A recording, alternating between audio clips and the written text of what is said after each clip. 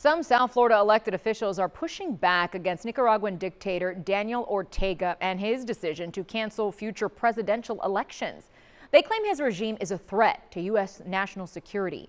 CBS News Miami's Yvonne Taylor is your reporter in Doral with more on their criticisms of the Central American country's government.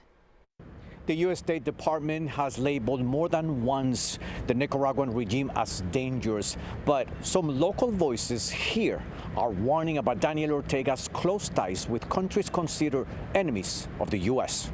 What you're seeing happening in Nicaragua is the aggression of the Chinese, of the Russians, of the Iranians. Helen Aguirre Ferrer is a Nicaraguan-American journalist. She was one of the speakers at the Miami-Dade Department of Elections. Aguirre Ferrer's statement about the Nicaraguan regime is connected to the 80-year-old dictator's announcement last month. Aquí no volverán a haber elecciones. There will be no more presidential elections, said Daniel Ortega while celebrating the anniversary of the Sandinista revolution in Managua. Many Nicaraguan Americans said Ortega feels defiant because of the country's close ties with China.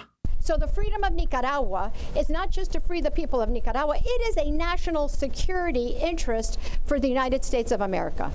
And that was the premise for this press conference convened by the Miami-Dade Supervisor of Elections, Alina Garcia, days after South Floridians voted in primaries. Though the turnout was less than 20%, they said people chose to go or not to the polls. And the people of Miami-Dade County spoke. I would like for, the citizens in Nicaragua to have that same opportunity.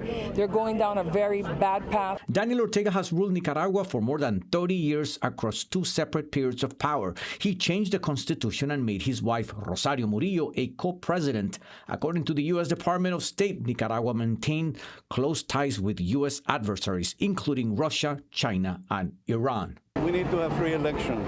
Norman Caldera is a Nicaraguan exile and former government official. He said Ortega refuses to go to elections because he fears losing power in the polls. And so far, there is no evidence that Ortega's announcement could trigger more migration to the U.S. In Doral, Yvonne Taylor, CBS News, Miami.